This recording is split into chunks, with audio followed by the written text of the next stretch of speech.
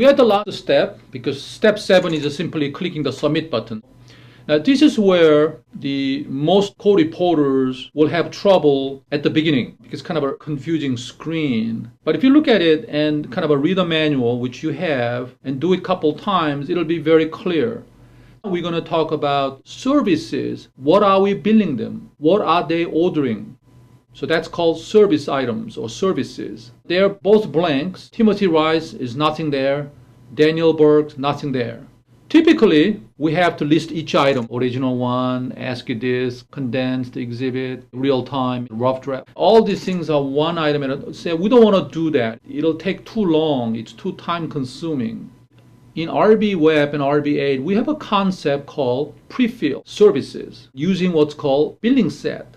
The concept comes from McDonald's, where when you walk in and you say, give me number 2, rather than citing every single item, you simply pick by number. Why can't we do that same thing? Rather than saying original, attendance, condensed, shipping, all that, let's just create a bunch of billing sets or menu items, and let's pick a menu instead of items one at a time. Have this picture in mind. We created billing sets for you guys already, and you can simply pick from the list. So this is the button that you will be looking for, star. It's a Prefilled Services button. That's this button here, the middle one. So I always like to start with ON1 client first. Pick Timothy Rice, ON1 client. I hit the middle button, Prefilled Services. It's going to show you all the billing set in a drop down.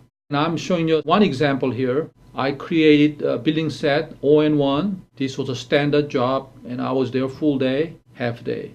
ON1, real-time job, full day, half day. And I have a copy.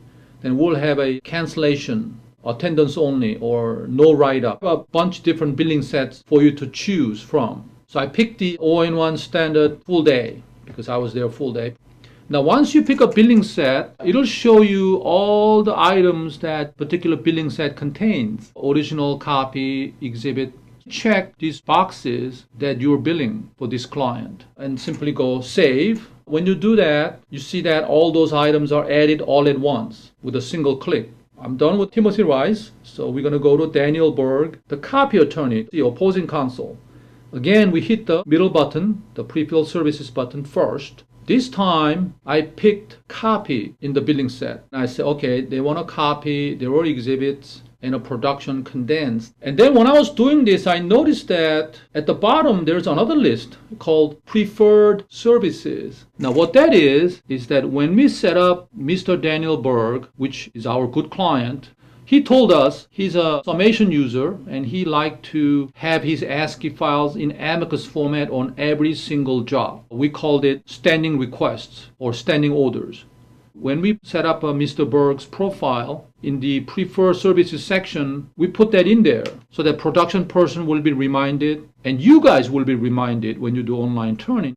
There are 30,000 attorneys in our system. It's hard to remember every single little request they have. So you simply check that. So I'm going to save. So now I got both original one client and copy client. I'm done.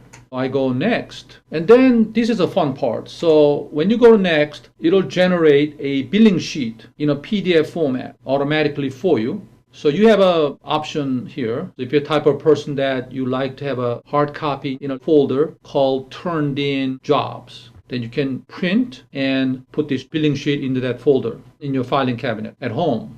If you believe in being green, not killing any more trees, then you can save this PDF document on your local desktop. You might be a type of person going, you know what? It's already been turned in. Office has it. I don't need to keep this stuff. Don't do anything. You simply submit. So there's a button here at the top and there's also a button at the bottom. Either way, you simply hit the submit button. What happens when you do that, Office will be immediately notified. Most likely the production manager will get an alert, not an email, alert within RB8 saying that the reporter just turned in this job number. So they'll immediately be able to go ahead and start production.